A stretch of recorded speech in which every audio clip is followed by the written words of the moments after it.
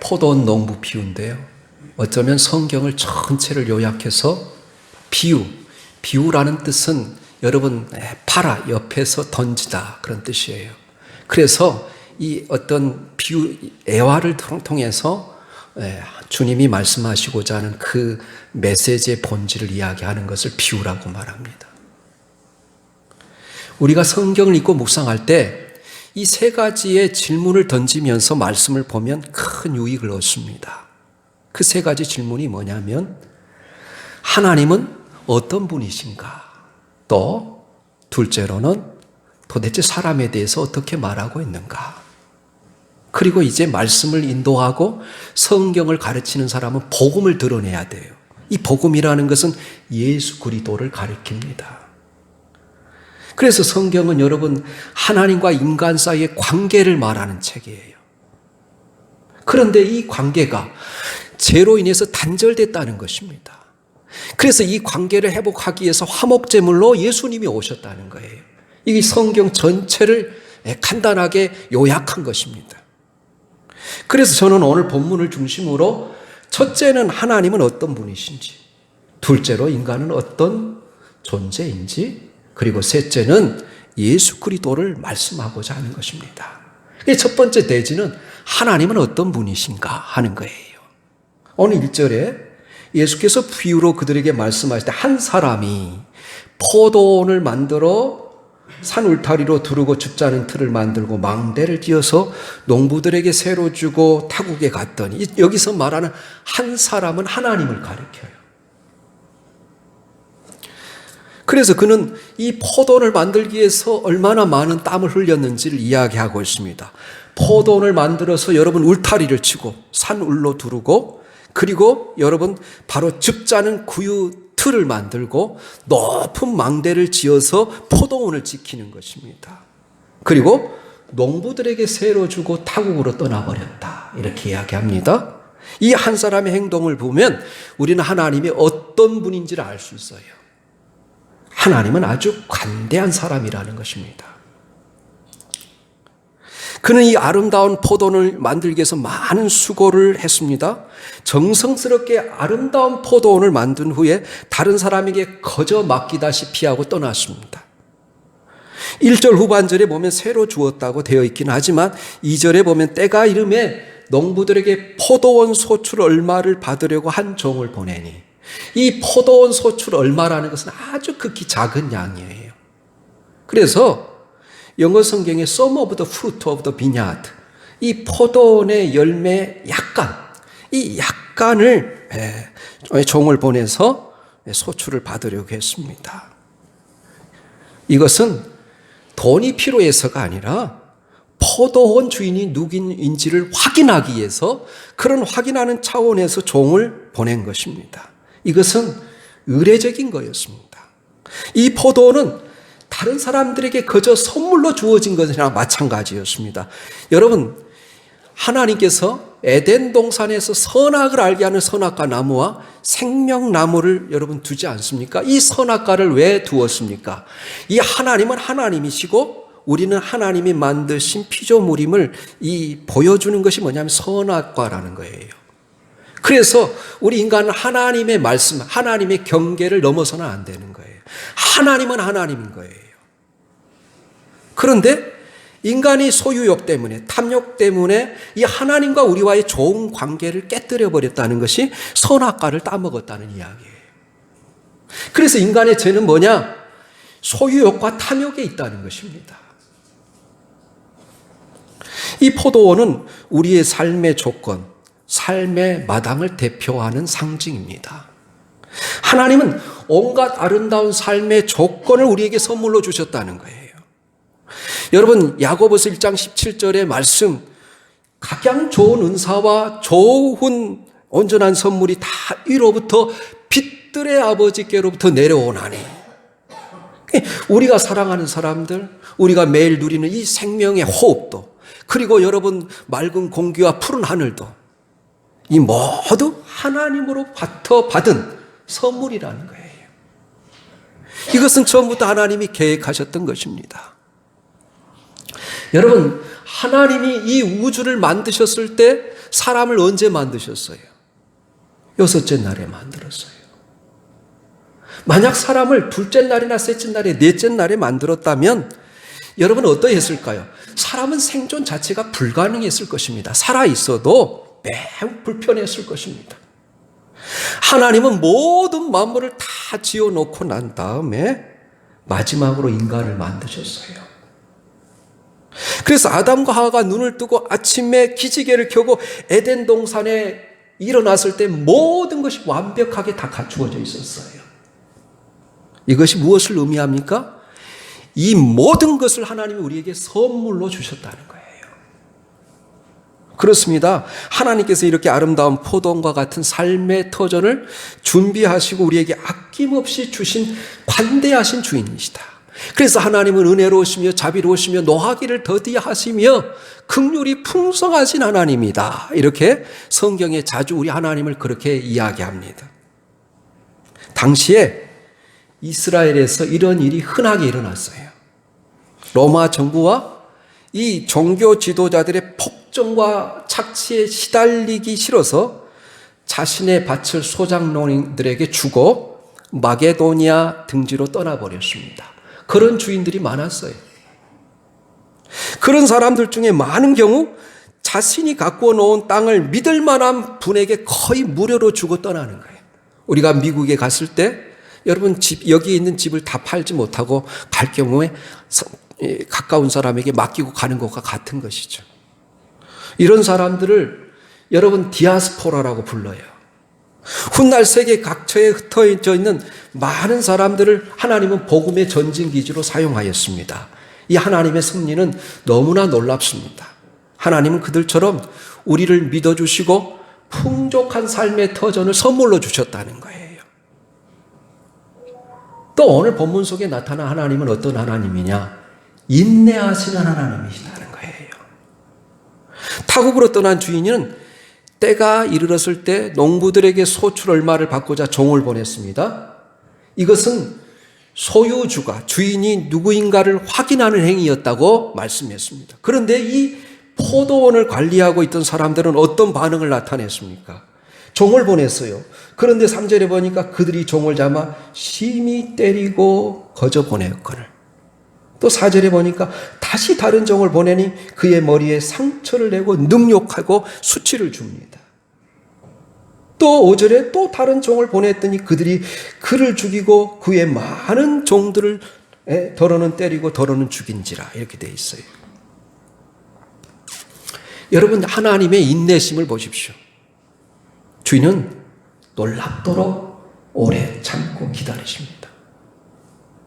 여기서 하나님의 모습을 알 수 있습니다. 하나님은 너무나 아름다운 것들을 우리에게 거저 선물로 주셨습니다. 이 선물을 누리면서 주의 뜻을 이루는 삶을 살기를 원했어요. 그러나 우리는 하나님께 불순종했고 하나님의 뜻을 추구하기 위해서 보내신 종들의 메시지를 귀를 막고 듣지 않았습니다. 때로는 그 종들을 핍박했습니다. 그럼에도 불구하고 하나님은 다른 종들을 보내셔 내가 하나님만을 바라보도록 계속해서 하나님께서 말씀하시고 역사하십니다. 인내하시고 오래 참으시는 분이라는 사실을 인하여 우리가 하나님을 찬양하고 하나님께 감사할 수 있기를 예수님의 이름으로 축원합니다. 그러나 하나님은 이처럼 오래 참으시지만 한없이 오래 참는 분은 아니라는 거예요. 오늘 본문은 어느 순간 그분의 인내가 끝나는 순간이 점점 다가오고 있다는 것입니다. 그때 하나님은 우리를 심판자로 등장해서 심판하실 거라는 거예요. 그게 9절이에요, 여러분. 이제 다 죽였어요. 아들도 보냈어요. 그런데 죽입니다. 그러니까 9절에 포도원 주인이 어떻게 하겠느냐? 와서 그 농부들을 진멸하고 포도원을 다른 사람에게 주리라 그래요. 그리고 6절부터 8절까지 내용은 뭡니까? 마침내 아들을 보냈어요. 포도원을 맡아서 관리하는 자들이 죽여버렸다고 했습니다. 이에 예수님은 이렇게 물읍니다.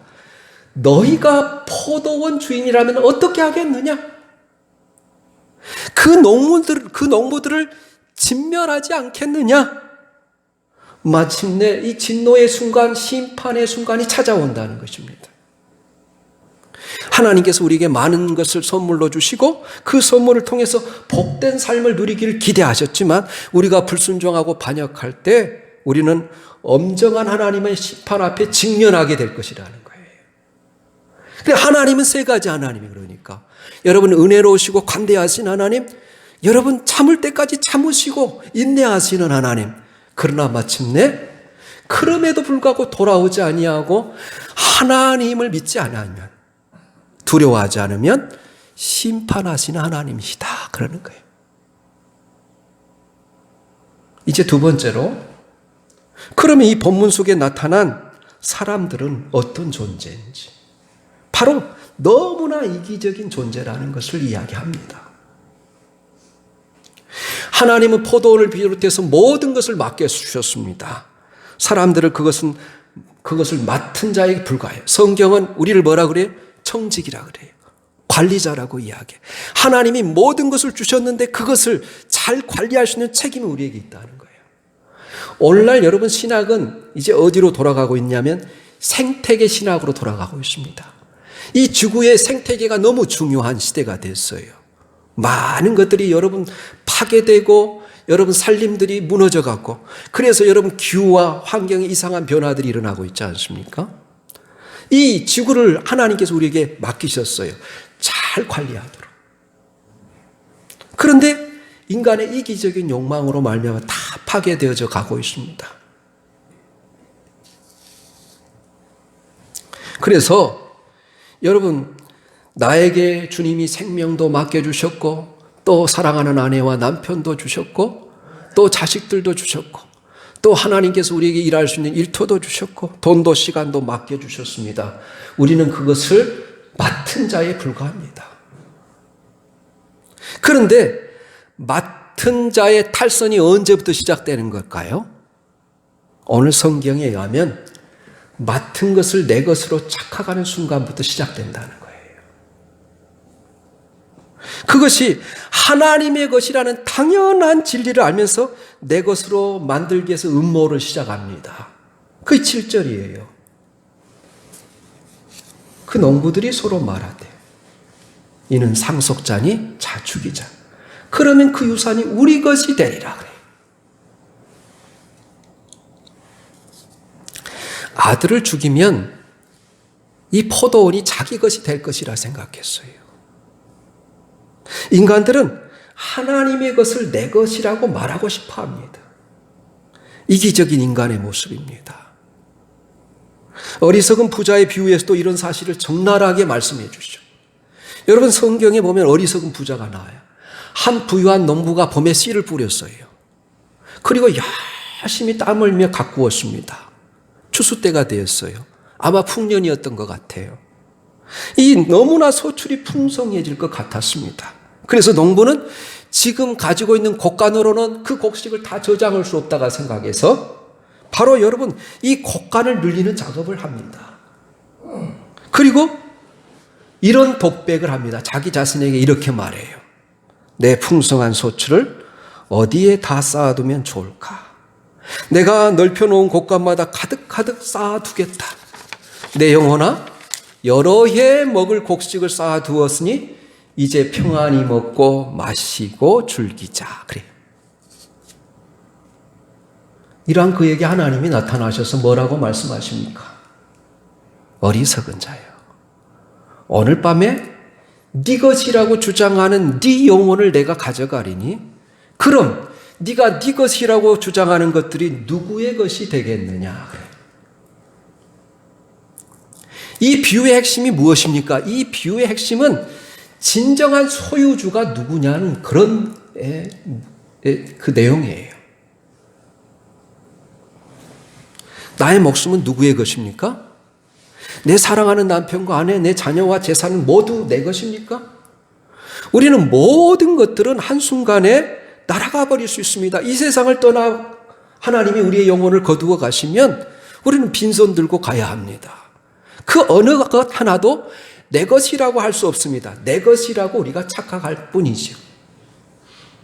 사랑하는 교회 여러분, 이 땅에서 가장 큰 죄가 무엇인지 아십니까? 하나님을 하나님으로 인정하지 않는 것. 예수님을 나의 주인으로 나의 구주로 인정하지 않는 죄가 가장 큰 죄예요.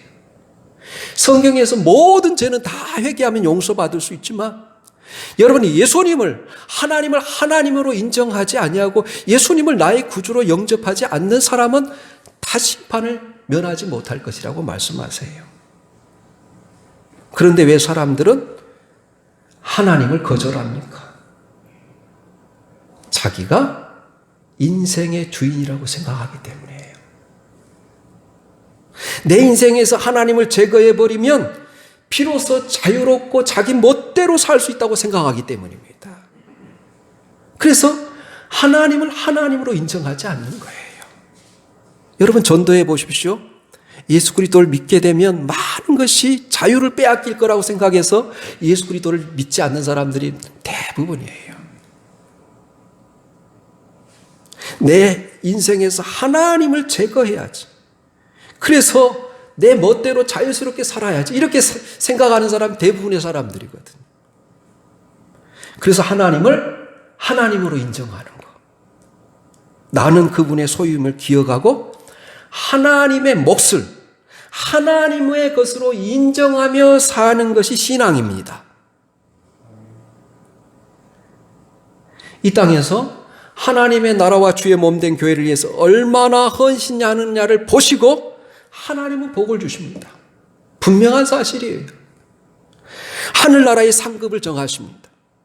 하나님을 얼마나 사랑하는지를 측정하는 기준과 잣대로 삼으심을 믿으십시오. 우리가 몸된 교회를 위해서 얼마나 헌신하느냐에 따라서 하나님은 모든 상급을 결정해요. 여러분 성경에서 왜 만군의 여호와의 이름을 걸고 11조를 말씀하십니까? 이것은 소유권의 문제라는 거예요. 11조에 대한 흔한 착각 중에 하나는 내게 있는 것 중에 10분의 1이 주님의 것이기 때문에 그것을 주님께 드린다는 생각입니다. 그러나 그렇지 않습니다. 모든 것이 주님의 것입니다. 하나님께서 생명을 창조하셨고 예수님의 그 십자가의 놀라운 그 피 흘리심을 통해서 우리를 값으로 사셨기 때문에 우리는 주님의 것이었어요. 원래부터 주님의 것이었지만 죄악을 범함으로 말미암아 우리가 하나님을 떠났어요. 그러나 주님께서 우리를 위하여 그 값으로 매길 수 없는 희생을 치름으로 우리를 당신의 소유로 삼으셨다는 거예요. 그래서 우리 수입의 10분의 1을 하나님께 드리며 모든 것이 하나님의 것이라는 사실을 인정하며 고백하는 것이 11조예요. 이런 신앙 고백을 담아 억지로가 아니라 즐거운 마음으로 들 때 하나님은 기뻐하시고 그 사람의 인생을 책임져 주실 줄 믿습니다. 저는 그래서 기도해요. 11조 교인들을 위해서. 하나님 모든 것이 하나님이라고 고백하는 이 하나님의 백성을 책임져 주세요. 이렇게 기도합니다. 우리 한번 말씀을 찾아서 읽어보겠습니다. 이사야 43장 1절하고 베드로전서 2장 8절 9절 말씀입니다. 우리 같이 이사야 43장 1절 말씀 같이 읽겠습니다. 시작. 야곱아 너를 창조하신 여호와께서 지금 말씀하시느니라. 이스라엘아 너를 지으신 이가 말씀하시니라. 너는 두려워하지 말라. 내가 너를 구속하였고 너를 지명하여 불렀나니 너는 내 것이라. 그래요. 우리 베드로전서 2장 8절 9절 말씀 또 같이 읽겠습니다. 같이 읽습니다. 시작. 그러나 너희는 택하신 족속이요 왕같은 제사장이요 거룩한 나라 그의 소유된 백성이니 이는 너희를 어두운 데서 불러내어 그의 기이한 빛에 들어가게 하시니에 아름다운 덕을 선전하게 하려 하심이라. 그래요. 그래서 우리가 하나님의 것이라는 거예요. 여러분 하나님의 것을 오랫동안 누리다가 살다 보니 이제는 모든 것을 자기 것으로 여기게 됐어요. 이 자기 것으로 알고 살아가고 있는데 갑자기 소출이 얼마인지 내라고 하니까 얼마나 기가 찼겠습니까? 그래서 주인이 보낸 종에게 어떻게 했습니까? 3절부터 5절까지 내용이에요. 3절에는 때렸다는 거예요. 4절에는 온갖 모욕과 수치를 줬다는 거예요. 5절에는 죽였습니다. 이 점점 강도가 높아집니다. 핍박과 이 능욕의 도를 더하고 있는 모습을 주목해 보십시오. 그래서 하나님께서 여기서 말하는 종들은 누구냐면 종들을 보냈다. 하나님의 선지자들을 보냈어요. 수많은 구약의 선지자들을 보냈어요. 그래서 뭐라고 그래요? 패역한 백성들아 돌아오라. 너희가 옷을 찢지 말고 마음을 찢고 내게로 돌아오라. 돌아오라 그러는 거예요.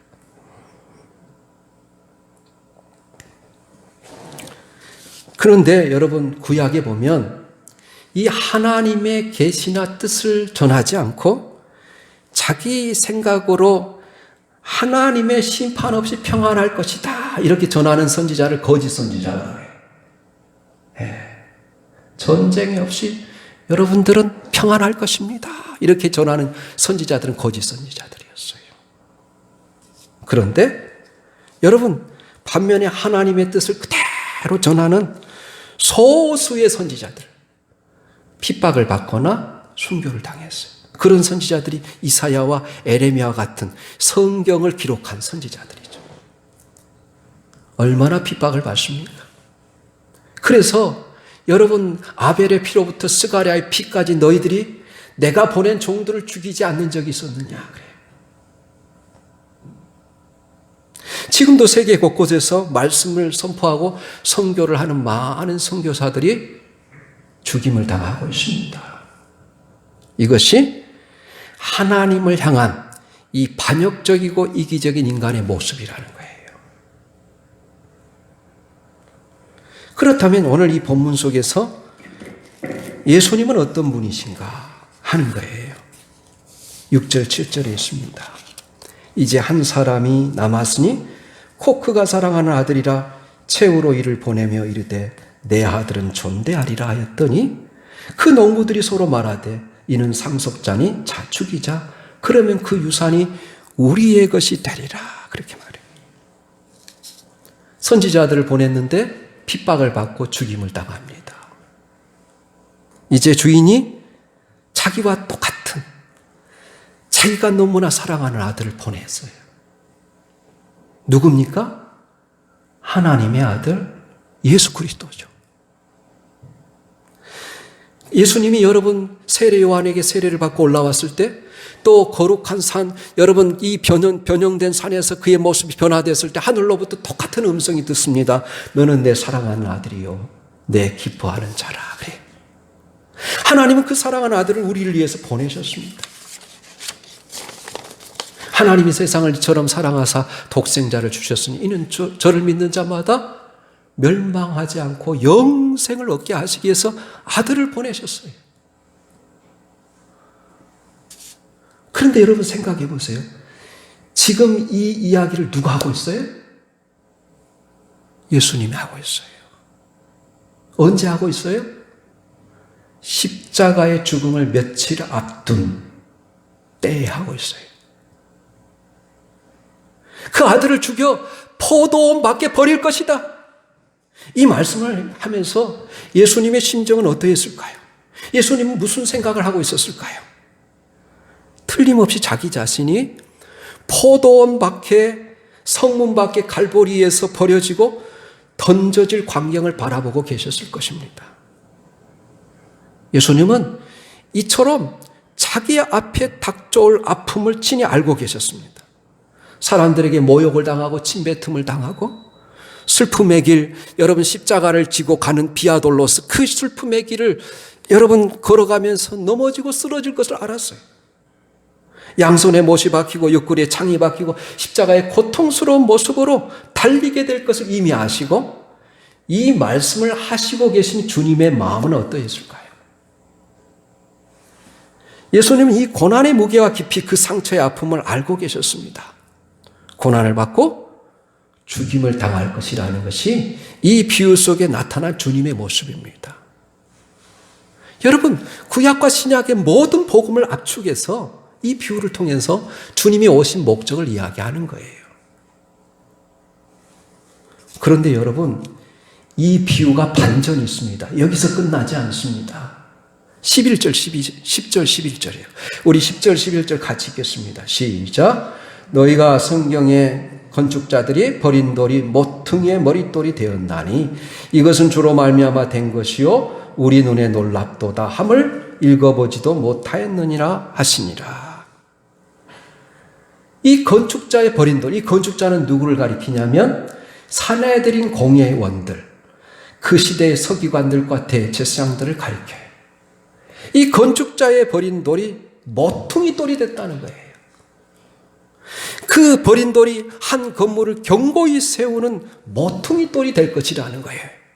역사를 새롭게 세우기 위해서, 구원받는 공동체를 세우기 위해서, 위대한 기초가 되기 위해서 예수님이 다시 부활할 것이라고 말씀하는 거예요. 새로운 생명을 주시고 이 하늘나라에 대한 영원한 이 소망을 주시기 위해서 주님이 다시 부활할 것이라는 거예요. 그래서 여러분, 우리 눈에 놀랍도다. 왜 놀랍습니까? 무엇이 기이하겠습니까? 죽은 줄로 알았던 예수님이 부활해서 사람들을 구원하시 주님으로 나타나시는 이 예수님이 놀라운 분이라는 거예요. 귀한 분이라는 거예요. 이 부활의 놀라움과 신비가 여기서 선포되고 있습니다.